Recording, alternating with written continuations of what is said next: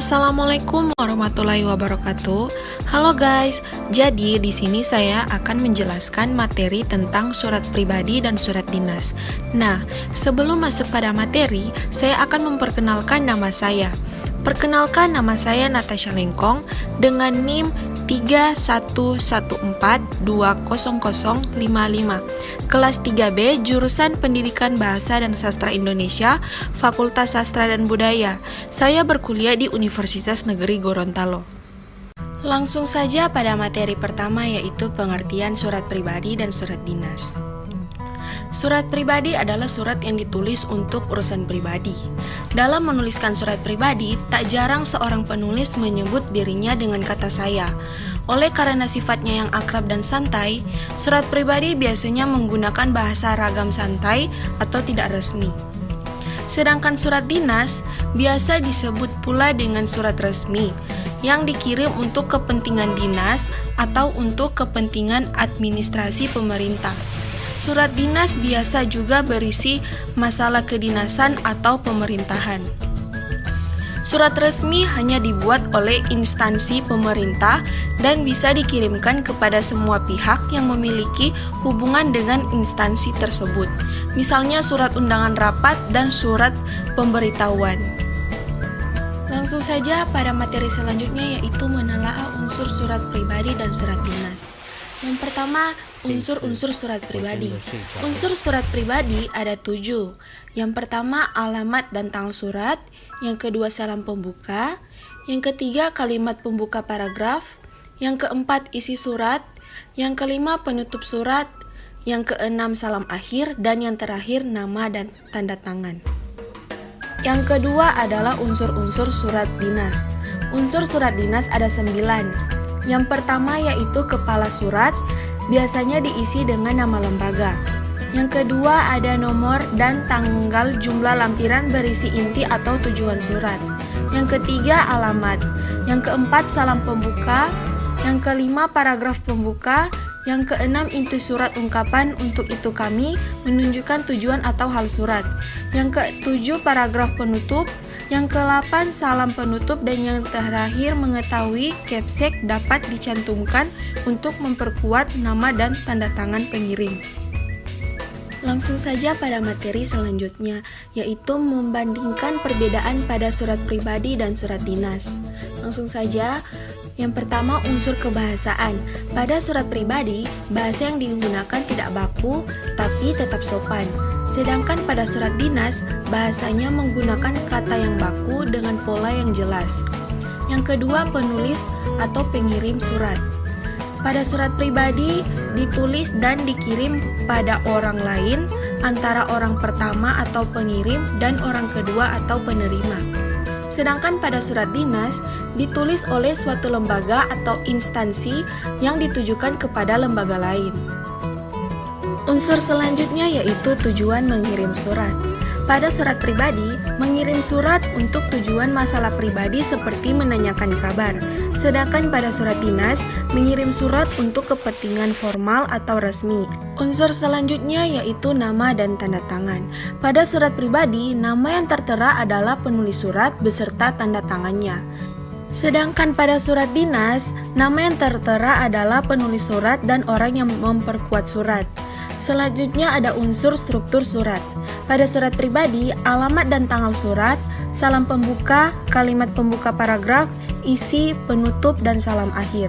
Sedangkan pada surat dinas, kop surat, nomor surat, tanggal surat, lampiran, perihal, alamat surat, salam pembuka, isi surat, paragraf penutup, nama dan tanda tangan penulis dan orang yang memperkuat surat. Unsur terakhir ada isi surat. Pada surat pribadi, masalah pribadi antara orang yang satu dengan yang lainnya. Sedangkan pada surat dinas, kepentingan resmi atau formal antar instansi. Materi selanjutnya ada ciri penggunaan bahasa pada surat pribadi dan surat dinas.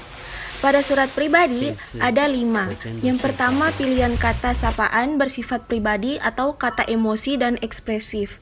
Yang kedua, bahasa surat pribadi tidak formal tetapi santun. Yang ketiga, pilihan ragam bahasa tergantung siapa penerima surat. Yang keempat, menggunakan sapaan atau seperti orang bercakap. Dan yang terakhir menggunakan kata ganti orang pertama atau untuk pengirim dan kata ganti orang kedua untuk penerima. Sedangkan surat dinas ada dua. Yang pertama pilihan kata sapaan bersifat normal dan yang kedua bahasa ragam baku. Materi selanjutnya yaitu unsur kebahasaan surat pribadi dan surat dinas. Yang pertama penggunaan tanda baca. 1. Tanda titik. Penggunaan tanda titik dalam surat biasanya dipakai untuk menandai akhir kalimat berita, untuk menuliskan singkatan, nama, gelar, dan angka-angka. Contohnya yaitu A. Ayah sangat berharap kamu dapat pulang saat Lebaran Idul Fitri tahun ini. B. Yaitu M. Arfan Rizky. C. SPD atau Sarjana Pendidikan dan SDR atau saudara. D. Pukul 8.18.15 atau pukul 1:18:15. 2. Tanda baca koma. A. Tanda koma dipakai di antara unsur-unsur dalam suatu pemerinci. Contoh, Bunda nanti ketika Bunda datang menengok kakak di pesantren, tolong bawakan pakaian, mukena, dan selimut kakak ya bun. B. Tanda koma dipakai di belakang kata atau ungkapan penghubung antara kalimat yang terdapat pada awal kalimat atau oleh karena itu, jadi, lagi pula, meskipun begitu, akan tetapi. Contoh, jadi aku sangat berharap agar ayah segera pulang dan bisa berkumpul lagi dengan kami di rumah. C. Tanda koma dipakai di belakang kata-kata seperti o, ya, wah, aduh, kasihan yang pada awal kalimat. Contoh, wah selamat ya kak, kakak sudah berhasil meraih bintang kelas lagi. D. Tanda koma dipakai di antara nama dan alamat. Bagian-bagian alamat, tempat, dan tanggal, dan nama tempat dan wilayah atau negeri yang ditulis berurutan. Contoh, Jalan Kenangan 2, Kalisari, Jakarta Timur. E. Tanda koma dipakai di antara nama orang dan gelar akademik yang mengikutinya untuk membedakannya dari singkatan nama, diri, keluarga, atau marga. Contoh, Dia Ayu Prana Pratita SPD. Yang ketiga, tanda garis miring. Penggunaan tanda garis miring pada surat biasanya dipakai dalam penulisan kode nomor surat dinas dan alamat. Contoh, 09-SMP-166-2020, kode surat dinas. Yang kedua, Jalan Kutilang F-25 Depok.